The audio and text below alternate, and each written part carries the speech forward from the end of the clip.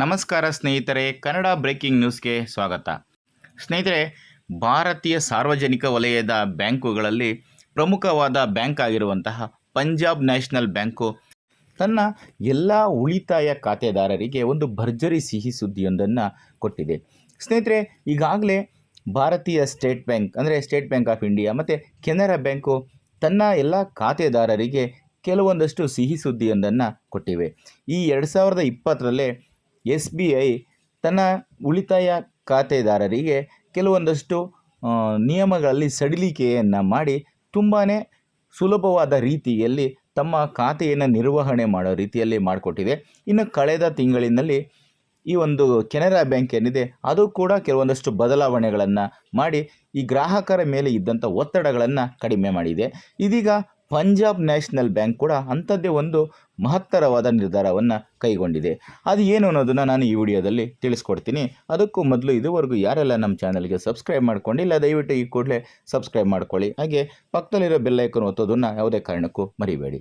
ಸ್ನೇಹಿತರೆ, ನೀವು ಯಾವುದೇ ಬ್ಯಾಂಕ್ನಲ್ಲಿ ಅಕೌಂಟ್ ಮಾಡಿಸಿದ್ದೀರಾ ಅಂತಂದರೆ ನೀವು ನಿಮ್ಮ ಖಾತೆಯಲ್ಲಿ ಅಕೌಂಟ್ನಲ್ಲಿ ಮಿನಿಮಮ್ ಬ್ಯಾಲೆನ್ಸನ್ನು ಇಡಲೇಬೇಕಾಗುತ್ತೆ. ಅಂದರೆ ಅದು ನಗರ ಪ್ರದೇಶಗಳಿಗೆ ಮತ್ತು ಗ್ರಾಮೀಣ ಪ್ರದೇಶಗಳಿಗೆ ಮತ್ತು ಬ್ಯಾಂಕಿನಿಂದ ಬ್ಯಾಂಕ್ಗೆ ಅದು ವಿಭಿನ್ನವಾಗಿರುತ್ತೆ, ಅದರ ಮೊತ್ತ ಭಿನ್ನವಾಗಿರುತ್ತೆ. ಆದರೆ ಇಂತಿಷ್ಟು ಮಿನಿಮಮ್ ಬ್ಯಾಲೆನ್ಸನ್ನು ಇಡಲೇಬೇಕಾಗುತ್ತೆ. ಇಟ್ಟಿಲ್ಲ ಅಂತಂದರೆ ಆ ಬ್ಯಾಂಕುಗಳು ನಿಮಗೆ ಇಂತಿಷ್ಟು ದಂಡವನ್ನು ಹಾಕ್ತವೆ. ದಂಡ ಅಂದರೆ ನಿಮ್ಮ ಅಕೌಂಟನ್ನು ಮೇಂಟೈನ್ ಮಾಡೋದಕ್ಕೆ ಇಂತಿಷ್ಟು ಚಾರ್ಜಸ್ ಅಂತ ಆಗ್ತವೆ. ನೀವು ಅದರಲ್ಲಿ ಹಣವನ್ನು ಮಿನಿಮಮ್ ಬ್ಯಾಲೆನ್ಸನ್ನು ಇಟ್ಟಿದ್ದೆ ಆದರೆ ಮಿನಿಮಮ್ ಬ್ಯಾಲೆನ್ಸ್ಗಿಂತ ಹೆಚ್ಚಾಗಿ ಇಟ್ಟಿದ್ರೆ ತೊಂದರೆ ಇಲ್ಲ, ಅದು ಇನ್ನೂ ಒಳ್ಳೆಯದೇ, ಬ್ಯಾಂಕ್ನವ್ರಿಗೆ ತುಂಬ ಅನುಕೂಲ ಆಗುತ್ತೆ. ಮಿನಿಮಮ್ ಏನು ಹೇಳಿರ್ತಾರೋ ಅಷ್ಟು ಅಮೌಂಟಿಗಿಂತ ಕಡಿಮೆ ಇತ್ತು ಅಂತಂದರೆ ನಿಮಗೆ ಚಾರ್ಜಸನ್ನು ಹಾಕ್ತಾರೆ. ಆದರೆ ಈಗಾಗಲೇ ಸ್ಟೇಟ್ ಬ್ಯಾಂಕ್ ಆಫ್ ಇಂಡಿಯಾ ಮತ್ತು ಕೆನರಾ ಬ್ಯಾಂಕು ಈ ಒಂದು ನಿಯಮದಲ್ಲಿ ತುಂಬ ಸಡಿಲಿಕೆಯನ್ನು ಮಾಡಿ ಯಾವುದೇ ರೀತಿಯ ಚಾರ್ಜಸನ್ನು ಹಾಕೋದಿಲ್ಲ ಅಂತ ಹೇಳಿದ್ದಾರೆ. ಏಕೆಂದರೆ ಈ ರೀತಿ ಮಾಡೋದ್ರಿಂದ ಮಧ್ಯಮ ವರ್ಗದ ಮತ್ತು ಕಡು ಬಡತನದ ಕುಟುಂಬದವರು ಬ್ಯಾಂಕ್ನಲ್ಲಿ ಅಕೌಂಟ್ ಮಾಡಿಸ್ಬೇಕು ಅಂದ್ಕೊಂಡು ಬರ್ತಾರೆ. ಯಾವಾಗಲೂ ಅಮೌಂಟ್ ಇದ್ದಾಗ ಬ್ಯಾಂಕ್ನಲ್ಲಿ ಹಾಕ್ತಾರೆ, ಅವಶ್ಯಕತೆ ಇದ್ದಾಗ ಪೂರ್ತಿ ಹಣವನ್ನು ತೆಗಿಬೇಕಾಗಿರುತ್ತೆ. ಈ ಬ್ಯಾಂಕುಗಳ ಈ ನಿಯಮದಿಂದಾಗಿ ಅವರಿಗೆ ತುಂಬಾ ಕಷ್ಟ ಆಗುತ್ತೆ. ಕೆಲವೊಂದು ನಗರ ಪ್ರದೇಶಗಳಲ್ಲಿ 3,000 to 5,000 ರೂಪಾಯಿವರೆಗೂ ಕೂಡ ಮಿನಿಮಮ್ ಬ್ಯಾಲೆನ್ಸನ್ನು ಇಡಲೇಬೇಕಾಗಿರುತ್ತೆ. ಅಷ್ಟು ಅಮೌಂಟನ್ನು ಈ ಮಧ್ಯಮ ವರ್ಗಕ್ಕಿಂತ ಕೆಳವರ್ಗದ ಕುಟುಂಬದ ಜನಗಳು ಇಡಬೇಕು, ನಾವು ಅಷ್ಟು ಅಮೌಂಟನ್ನು ಬ್ಯಾಂಕ್ನಲ್ಲೇ ಬಿಡಬೇಕು ಅಂದರೆ ತುಂಬ ಕಷ್ಟ ಆಗುತ್ತೆ. ಅದು ಅವರ ಅವಶ್ಯಕತೆಗೆ ತುಂಬ ಅನಿವಾರ್ಯವಾಗಿ ಬೇಕಾಗಿರುತ್ತೆ. ಹಂಗಾಗಿ ಇದನ್ನೆಲ್ಲ ಪರಿಗಣಿಸಿ ಆ ಒಂದೆರಡು ಬ್ಯಾಂಕುಗಳು ಈ ನಿಯಮವನ್ನು ತೆಗೆದುಹಾಕಿದ್ದಾವೆ. ಅಂದರೆ ಮಿನಿಮಮ್ ಬ್ಯಾಲೆನ್ಸ್ ಇಟ್ಟಿಲ್ಲ ಅಂದ್ರೂ ಕೂಡ ಯಾವುದೇ ರೀತಿ ಚಾರ್ಜಸನ್ನು ಹಾಕೋದಿಲ್ಲ, ನೀವು ಸುಲಭವಾಗಿ ನಿಮ್ಮ ಖಾತೆಯನ್ನು ಮೇಂಟೈನ್ ಮಾಡ್ಬೋದು ಅಂತ ಹೇಳಿದ್ದಾವೆ. ಇವಾಗ ಅಂಥದ್ದೇ ಒಂದು ಸಾಲಿಗೆ ಪಂಜಾಬ್ ನ್ಯಾಷನಲ್ ಬ್ಯಾಂಕ್ ಕೂಡ ಸೇರ್ಪಡೆಯಾಗಿದೆ. ಇದು ಜುಲೈ 1ನೇ ತಾರೀಕಿಂದ ಈ ಒಂದು ನಿಯಮವನ್ನು ಜಾರಿಗೆ ತಂದಿದೆ.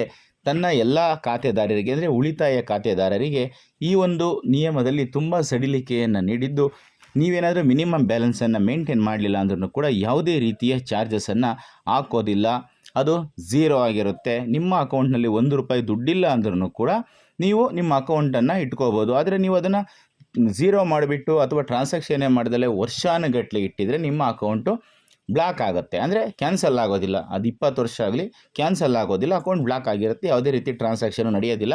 ಮತ್ತು ನೀವು ನಿಮ್ಮ ಬ್ಯಾಂಕಿಗೆ ಡಾಕ್ಯುಮೆಂಟ್ಸನ್ನು ಕೊಟ್ಟು ಈಗ ಓಪನ್ ಮಾಡ್ಕೋಬೇಕು, KYC ಮಾಡಿಕೊಂಡು ಮತ್ತು ನಿಮ್ಮ ಅಕೌಂಟನ್ನು ಆಕ್ಟಿವೇಟ್ ಮಾಡ್ಕೋಬೇಕಾಗುತ್ತೆ. ಆದರೆ ಮಿನಿಮಮ್ ಬ್ಯಾಲೆನ್ಸನ್ನು ಇಡೋದಕ್ಕೆ ನಿಮ್ಮಿಂದ ಸಾಧ್ಯವಾಗಲಿಲ್ಲ ಅಂತಂದರೆ ಮಾತ್ರ ಇದರಲ್ಲಿ ಯಾವುದೇ ರೀತಿ ಚಾರ್ಜಸನ್ನು ನೀವು ಕಟ್ಟಬೇಕಾಗಿರೋದಿಲ್ಲ. ಬ್ಯಾಂಕು ಕೂಡ ನಿಮಗೆ ಯಾವುದೇ ರೀತಿ ದಂಡವನ್ನು ಹಾಕೋದಿಲ್ಲ. ಈ ಒಂದು ನಿಯಮವನ್ನು ಜುಲೈ 1ನೇ ತಾರೀಕಿಂದ ಅಂದರೆ 2020 ಜುಲೈ 1ನೇ ತಾರೀಕಿಂದ ಜಾರಿಗೆ ಬರುವಂತೆ ಈ ಒಂದು ನಿಯಮವನ್ನು ತಂದಿದ್ದಾರೆ. ಇದರಿಂದ ಈ ಬ್ಯಾಂಕಿನಲ್ಲಿ ಯಾರೆಲ್ಲ ಅಕೌಂಟನ್ನು ಇಟ್ಕೊಂಡಿದ್ದೀರಾ ಅವರಿಗೆ ಇದೊಂದು ತುಂಬಾ ಅನುಕೂಲವಾಗುತ್ತೆ. ಸ್ನೇಹಿತರೆ, ಈ ಒಂದು ಮಾಹಿತಿ ನಿಮಗೆ ಇಷ್ಟ ಆಗಿದೆ ಅಂತ ಭಾವಿಸ್ತೀನಿ. ಈ ಒಂದು ಮಾಹಿತಿ ನಿಮಗೆ ಇಷ್ಟ ಆಗಿದರೆ ಈ ವಿಡಿಯೋಗೆ ಒಂದು ಲೈಕ್ ಕೊಡಿ. ಹಾಗೆ ಈ ವಿಡಿಯೋನ ಹೆಚ್ಚು ಶೇರ್ ಮಾಡೋದನ್ನು ಯಾವುದೇ ಕಾರಣಕ್ಕೂ ಮರಿಬೇಡಿ.